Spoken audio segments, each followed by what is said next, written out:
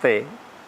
കൂജന്തം രാമരാമേതി മധുരം മധുരാക്ഷരം ആരുഹ്യ കവിതാശാഖം വന്ദേ വാൽമീകികോകിലം. ഈ കർക്കിടമാസം രാമായണ പാരായണവും അതിനെക്കുറിച്ചുള്ള വിചിന്തനങ്ങളും ഒക്കെ കൊണ്ട് മാനുഷിക ജീവിതത്തെ സമ്പന്നമാക്കാനുള്ള ഒരു മാസമായിട്ടാണ് കർക്കിടമാസം നമ്മൾ കുറേ കാലങ്ങളായിട്ട് വിനിയോഗിക്കുന്നത്. രാമനാമത്തിൻ്റെ മഹത്വം ശരിക്കും മനസ്സിലാക്കിയ ഒരു ഋഷികവിയാണ് നമുക്ക് രാമായണം പാരായണ ഭാഗത്തിനാക്കി തന്നിരിക്കുന്നത്. വാൽമീകിയെ നമുക്കെല്ലാം പേരുകൊണ്ട് നല്ല പരിചിതമാണ്. പ്രചേതസിൻ്റെ പുത്രനാണ് വാൽമീകി. അദ്ദേഹം പ്രചേതസ് എന്ന ഋഷിയുടെ പുത്രനാണ്. വേണ്ടതുപോലെ സകല ജീവിതചര്യകളും വിദ്യാഭ്യാസമൊക്കെ അഭ്യസിച്ച് ഗുരുകുല വിദ്യാഭ്യാസമൊക്കെ സ്വീകരിച്ച് വേണ്ട പഠിപ്പ് വേദവും ഉപനിഷത്തുമൊക്കെ പഠിച്ച ആളാണ്. പക്ഷേ ജീവിതത്തെ മുമ്പോട്ട് കൊണ്ടുപോകാൻ വേണ്ടി കുറേ ദുഷ്ടത നിറഞ്ഞ വഴി കൂടി സഞ്ചരിക്കുന്നത്. നമ്മളും അങ്ങനെയാണ്. എങ്ങനെയാണ് കുടുംബം പുലർത്തേണ്ടതെന്നുള്ള ചിന്തയിൽ കുറേ അധികം ദുഷ്കർമ്മങ്ങൾ ചെയ്യേണ്ടി വരും. പിടിച്ചു പറിക്കുക, വഞ്ചിച്ച കാശുണ്ടാക്കുക, കടം മേടിച്ച കാശുണ്ടാക്കുക, ഇങ്ങനെ പലതരത്തിൽ നമ്മൾ പലരെയും കബളിപ്പിച്ച് സമ്പത്തുണ്ടാക്കി ജീവിക്കുന്നവരാണ്.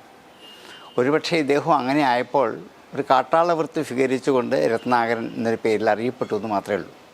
അതിൽ നിന്ന് അദ്ദേഹത്തിന് മുക്തി കിട്ടിയത് ആ സപ്തർഷിമാരെന്ന 7 മുനിമാർ വന്ന് രാമനാമത്തിൻ്റെ മഹാത്മ്യം മനസ്സിലാക്കാൻ വേണ്ടി അവരവർ ചെയ്യുന്ന കർമ്മത്തിൻ്റെ ഫലം അവരവർ മാത്രമാണ് അനുഭവിക്കുന്നത് എന്ന് സ്വന്തം പത്നിയെക്കൊണ്ട് സമ്മതിപ്പിച്ചു കഴിഞ്ഞപ്പോൾ താൻ ചെയ്ത ദുഷ്കർമ്മത്തിൻ്റെ ഫലം താൻ അനുഭവിക്കേണ്ടി വരുമല്ലോ എന്ന് വിചാരിച്ച് അതിന്നും സ്വയം പിന്മാറാൻ വേണ്ടി രാമമന്ത്രം ഉപയോഗിച്ച് തൻ്റെ ഉള്ളിലുണ്ടായിരുന്ന കിരാത സംസ്കാരത്തെ മുഴുവൻ, കാട്ടാളഭാവത്തെ മുഴുവൻ സംസ്കരിച്ച് അദ്ദേഹം നല്ല ഋഷിയായിട്ട് മാറി. നമുക്കും ഇങ്ങനെ തന്നെ രാമനാമം കൊണ്ട് നമ്മുടെ ഉള്ളിൽ അപ്പോൾ ഉറഞ്ഞുകൂടിയിരിക്കുന്ന ദുഷ്കൃതികളുടെ സംസ്കാരത്തെ മുഴുവൻ പുറത്ത് കളഞ്ഞിട്ട് ഒരു നല്ല ഋഷി അല്ലെങ്കിൽ ഇപ്പോൾ മനുഷ്യനായി ജീവിക്കാനുള്ളൊരവസരം രാമായണം ഉണ്ടാക്കിത്തരുന്നു. രാമായണത്തിൻ്റെ കഥ 3 കുടുംബകഥകളാണ്. ഒന്ന് അയോധ്യയിലെ ദശരഥൻ്റെ രാജഭരണത്തിലുള്ള ഒരു രാജകുടുംബം, പിന്നൊന്ന് കിഷ്കിന്ധയിൽ ബാലിയുടെ ഭരണാധിപത്യത്തിൽ, പിന്നൊന്ന് ലങ്കയിൽ രാവണൻ്റെ ഭരണാധിപത്യത്തിൽ. ഇങ്ങനെ 3 കുടുംബങ്ങളുടെ കഥയാണ് രാമായണം കഥ. ആ 3 കുടുംബത്തിലും ചില വ്യത്യസ്തതകളുണ്ട്. അയോധ്യയിലെ രാജകുടുംബം സാത്വിക ഗുണപ്രധാനമാണ്, സത്വഗുണത്തിന് ഉടമസ്ഥരാണ്. കിഷ്കിന്ധയിലാണെങ്കിൽ രജോ ഗുണമാണ്, ലങ്കയിൽ തമോ ഗുണവുമാണ്. നമ്മുടെ മനസ്സിലുള്ള 3 ഗുണങ്ങളാണ് സത്വം, രജസ്, തമസ്. അതിൽ സത്വഗുണത്തെ വളർത്തിക്കൊണ്ടിരുന്നെങ്കിൽ രജോ ഗുണവും തമോ ഗുണവും ഇല്ലാണ്ടാവണം. രജോ ഗുണത്തെ ഇല്ലാതാക്കി ബാലിയെ നിഗ്രഹിച്ച് അക്കരെ കടന്ന് ലങ്കയിൽ ചെന്ന് തമോ ഗുണത്തിൻ്റെ പ്രതിനിധികളായ രാവണാദികളെ നിഗ്രഹിച്ച് രാമൻ തിരിച്ച് സത്വഗുണത്തിലേക്ക് എത്തുന്ന ഒരു കഥ. അതൊരു കുടുംബകഥയാണ് രാമായണം. ഓരോ കുടുംബത്തിലെയും കഥാപാത്രങ്ങൾ എടുത്താൽ നമ്മൾ തന്നെയാണ് ഇതിലെ കഥാപാത്രങ്ങൾ തോന്നും. രാമായണത്തിൻ്റെ ധർമ്മവും അവിടെ തന്നെയാണ്. കുടുംബധർമ്മമാണ് രാമായണത്തിൻ്റെ ധർമ്മം. എങ്ങനെ കുടുംബത്തെ നിലനിർത്താൻ പറ്റും, ഒരു കുടുംബം എങ്ങനെയൊക്കെയാണ് ജീവിക്കേണ്ടത് എന്ന് ഇന്നത്തെ മനുഷ്യജീവിതവുമായി തട്ടിക്കുമ്പോൾ ഏറ്റവും അധികം ബന്ധമുള്ള ഒരു കുടുംബകഥകളെയാണ് വാൽമീകി രംഗത്ത് അവതരിപ്പിക്കുന്നത്. ആദ്യമായും അതിൽ ദുഷിക്കുന്ന ഒരു കുടുംബജീവിതത്തിൻ്റെ ബന്ധമാണ് മാതൃത്വം. ദശരഥന് 3 പത്നിമാരാണ്. ആ 3 പത്നിമാർ 3 വിഭിന്ന സ്വഭാവക്കാരാണ്. രാമാഭിഷേകത്തിന് വിഘ്നമായി നിൽക്കുന്ന കൈകേയി, ഒരുപക്ഷെ കൈകേയി ആയിരുന്നില്ല അവളെ തടസ്സക്കാരി. കൈകേയിയുടെ മനസ്സിനെ മന്ഥര മാറ്റിയെടുത്താണ്. കൈകേയിക്ക് രാമാഭിഷേകം എന്ന് കേട്ടപ്പോൾ സന്തോഷത്തോടെ തൻ്റെ കയ്യിൽ കിടന്ന പൊൻവളകൾ ഊരിയെടുത്ത് അപ്പോഴവിടെ വന്ന് തോഴിമാർക്ക് ദാനം ചെയ്തവളാണ്. അത്രയധികം സന്തോഷിച്ചവളാണ് എൻ്റെ മകൻ രാമൻ അഭിഷിക്തനാകുമെന്ന് കേട്ടപ്പോൾ. പിന്നെ എന്താ സംഭവിച്ചത്? മന്ഥരയുടെ ദൂഷിത വലയത്തിലാക്കപ്പെട്ടു. ഇന്നും നമ്മുടെ കുടുംബജീവിതത്തിൽ നമ്മുടെ ഭർത്താക്കന്മാരെക്കുറിച്ച്, മക്കളെക്കുറിച്ച് ഇതേപോലുള്ള മന്ധരമാർ കയറിയിറങ്ങി നടന്ന് ഏഷണികളുണ്ടാക്കി കുടുംബജീവിതത്തെ തകർക്കുന്ന കാഴ്ച ഇന്ന് കണ്ടുകൊണ്ടിരിക്കുകയാണ്. ഇതുതന്നെയാണ് അവിടെയും സംഭവിച്ചത്.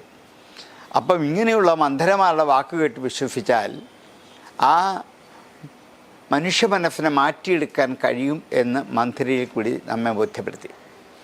അങ്ങനെ കൈകേയിയുടെ മനസ്സ് മാറിക്കഴിഞ്ഞപ്പോൾ സംഭവിച്ചത്, ഒരമ്മയുടെ മാതൃത്വം ദുഷിക്കാനിടയായാൽ എന്ത് സംഭവിക്കും? ആ രാജധാനി മുഴുവൻ പിറ്റേ ദിവസം കണ്ണീരിലാഴ്ത്തി. എന്നല്ല, അയോധ്യ നഗരത്തെ മുഴുവൻ, ആ രാജ്യം മുഴുവൻ കണ്ണീരിലാക്കി.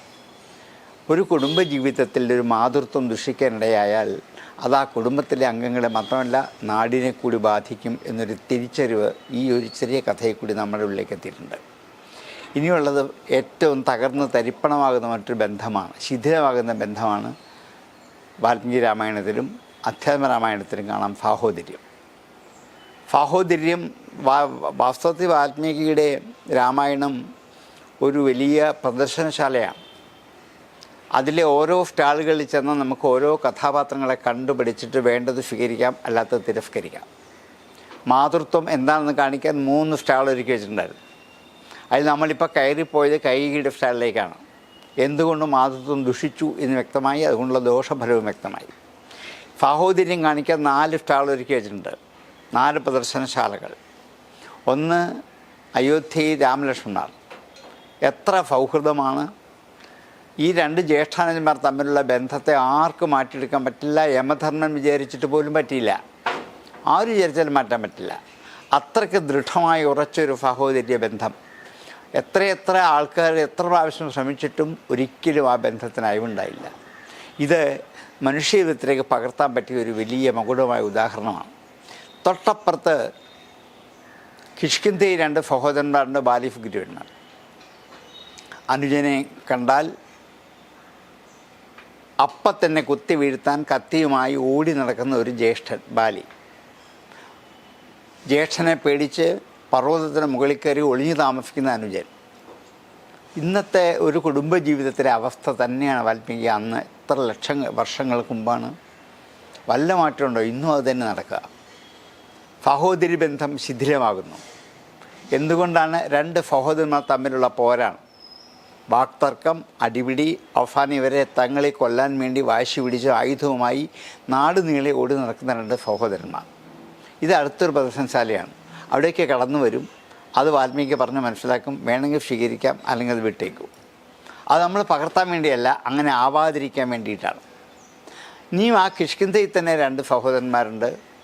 ഒന്ന് സമ്പാദിയും, പിന്നൊന്ന് സമ്പാദിയുടെ അനുജനായ ഒരു പക്ഷിയാണ്. ഈ 2 പക്ഷിമാർ സാഹോദര്യത്തിൻ്റെ ഉടമസ്ഥന്മാരാണ്. ഒന്നിച്ച് ആകാശത്തിലേക്ക് പറന്നു കയറി ചിറകറ്റ് പോയ അനുജനെ രക്ഷിക്കാൻ വേണ്ടി തൻ്റെ ചിറകിൻ്റെ അടിയിൽ ഒളിപ്പിച്ച് എപ്പോഴോ താഴെ വീണ് നഷ്ടപ്പെട്ടു പോയ അനുജനെക്കുറിച്ച് എത്ര വർഷങ്ങൾക്ക് ശേഷമാണ് ഈ വാനരന്മാരിൽ നിന്നും സമ്പാദി അറിയുന്നത്. തൻ്റെ അനുജനായ ജഡായു സീതാ സംരക്ഷണത്തിന് വേണ്ടി ഒരുങ്ങി രാവണൻ്റെ കൈകൊണ്ട് മരിച്ചു എന്ന് കേട്ടപ്പോൾ സങ്കടം കൊണ്ട് കണ്ണീര് പൊഴിച്ചിട്ട് ആ സമുദ്രതീരത്തെന്ന് അനുജന് വേണ്ടി കണ്ണീരിൽ കുത്തുന്ന ഉദകർമ്മം ചെയ്തൊരു ജ്യേഷ്ഠൻ. 2 പക്ഷികളിലെ ആ സഹോദര്യമാണ്. എന്നോ മരിച്ചുപോയ അനുജന് വേണ്ടി ഉദകർമ്മം ചെയ്യുക, ബലികർമ്മം ചെയ്യുക. അത് സഹോദര്യത്തിൻ്റെ മകുടമായ ഉദാഹരണമാണ്. ഇനിയും അക്കരെ ലങ്കയിൽ 3 സഹോദരന്മാരുണ്ട്, രാവണ, കുംഭകർണ, വിഭീഷണന്മാർ. കുംഭകർണൻ ആവുന്നിടത്തോളം രാവണനെ ഉപദേശിച്ച് നോക്കുന്നുണ്ട്, ഇത് ശരിയല്ല, സീതയെ മടക്കി കൊടുക്കൂ, ഇത് തെറ്റാണ്, ഇത് പാടില്ലാത്തതാണ്. പക്ഷേ എന്തൊക്കെ പറഞ്ഞാലും കേൾക്കാത്ത ജ്യേഷ്ഠനെ പിന്തുടരാൻ തന്നെയാണ് കുംഭകർണൻ നിശ്ചയിച്ചത്. ജ്യേഷ്ഠനെ ഉപേക്ഷിച്ച് പോകല്ല, ജ്യേഷ്ഠനെ കൂടെ നിൽക്കുക, നല്ലത് ഉപദേശിച്ച് കൊടുക്കുക, കേൾക്കട്ടെ, അല്ലെങ്കിൽ വിട്ടുകളയാം. ഈ ഒരു ചിന്തയോടുകൂടി രാവണനെ പിന്തുടർന്ന് സ്വയം നശിച്ച ഒരു അനുജൻ്റെ കഥ. അവിടെ തന്നെ ഒരാളുണ്ട്, വിഭീഷണൻ. ആവുന്നത്തോളം ഉപദേശിച്ചിട്ടും കേൾക്കുന്നില്ല എന്ന് കണ്ടപ്പോൾ എന്നാൽ ഇനിയും ജ്യേഷ്ഠനെ ഉപേക്ഷിച്ച് പോകണം. അങ്ങനെ തൻ്റെ വീതം മേടിച്ച് അക്കരെ പോയി ഒരു സ്ഥലം മേടിച്ച് രാമൻ്റെ കൂടെ താമസിച്ചു പോകുന്ന ഒരനുജൻ. പക്ഷേ അവിടെ നിൽക്കുമ്പോഴും ജ്യേഷ്ഠൻ നല്ല ബുദ്ധി ഉണ്ടാക്കണമെന്ന് പ്രാർത്ഥിച്ചുകൊണ്ടാണ് യുദ്ധത്തിൽ ആദ്യന്തം പങ്കെടുക്കുന്നത്. അപ്പം 3 വിധത്തിലുള്ള സഹോദരന്മാർ ഇന്നും ഇതുതന്നെയാണ് കുടുംബജീവിതത്തിലുള്ളത്. അപ്പം ഇങ്ങനെ മനുഷ്യജീവിതം എന്നുവരെ നിലനിൽക്കുമോ അതുവരെയുള്ള ബന്ധനങ്ങളെ, ഓരോ തരം ബന്ധങ്ങളെ വാൽമീകി മനോഹരമായി അവതരിപ്പിച്ച് കാണിക്കും. അപ്പോൾ പിതാവും പുത്രനും തമ്മിലുള്ള ബന്ധം എന്താണെന്ന്, അവിടെ രാമനും ദശരഥനും തമ്മിലുള്ള ബന്ധത്തെ ആസ്പദമാക്കി കാണിച്ചു തരുന്നു. അതുപോലെ ഭാര്യയും ഭർത്താവും തമ്മിലുള്ള ബന്ധം, പത്നിയുടെ ധർമ്മം എന്താണ്, ഭർത്താവിൻ്റെ ധർമ്മം എന്താണ്, പിതാവിൻ്റെ ധർമ്മം എന്താണ്, മാതൃധർമ്മം എന്താണ്, ഒരു ദാസൻ്റെ ധർമ്മം എന്താണ്, ഒരു ഭക്തൻ്റെ ധർമ്മം എന്താണ്, ഫഖ്യതയുടെ ധർമ്മം എന്താണ്. ഫഖ്യത ചെയ്താൽ, കൂട്ടുപിടിച്ച് പരസ്പരം വാക്കുകൊടുത്താൽ രണ്ടും സാധിക്കുക തന്നെ ചെയ്യണം എന്നിങ്ങനെ മനുഷ്യജീവിതത്തിന് കുടുംബജീവിതവുമായി ബന്ധപ്പെട്ട് കിടക്കുന്ന എത്രയെത്രയോ കഥാംശങ്ങൾ രാമായണത്തിൽ നമ്മുടെ കൂടെയുണ്ട്. ഇതാണ് രാമായണത്തിൻ്റെ അനശ്വരതയ്ക്ക് കാരണം. യാവത് സ്ഥാഫന്തി ഗിരേ ഫരിതശ്ച മഹീതരേ താവത് രാമായണ കഥാ ലോകേഷു പ്രചരിഷ്യതി. പർവ്വതങ്ങളും പുഴകളും സമുദ്രവും നിലനിൽക്കുന്നിടത്തോളം രാമകഥ ഭൂമിയിലുണ്ടാകും. കാരണം മനുഷ്യകഥയാണ്, ഒരു നല്ല മനുഷ്യൻ്റെ കഥയാണ്. എങ്ങനെയൊക്കെ മനുഷ്യജീവിതം നശിച്ച് അധർമ്മത്തിലൂടെ സഞ്ചരിച്ച് കുഴഞ്ഞു വീഴുന്ന കണ്ടാൽ അവിടെ ഉയർത്തിയെടുത്താനുള്ള ഒരു വലിയ രാമമന്ത്രവുമായിട്ടാണ് രാമായണം നമ്മുടെ മുമ്പിലേക്ക് വരുന്നത്.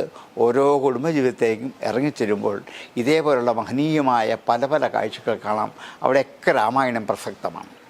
അപ്പം ഉള്ളിലുള്ള ദുർവാസനകളെ മുഴുവനും ഇല്ലായ്മ ചെയ്തിട്ട് മനസ്സിനെ നന്നാക്കിയെടുക്കാനുള്ള ഏറ്റവും മഹത്തായ ഒരു വലിയ സന്ദേശം ഈ കുടുംബജീവിതത്തിലേക്ക് വാൽമീകി തരുന്നുണ്ട്. ഈ വർഷത്തെ രാമായണം വായിക്കുമ്പോൾ ഈ ഒരു പശ്ചാത്തലത്തിൽ നിന്നുകൊണ്ട് ഇത് പഠിച്ച് ജീവിതത്തിൽ പ്രാവർത്തികമാക്കാൻ ശ്രമിക്കുക. എല്ലാവർക്കും നമസ്കാരം.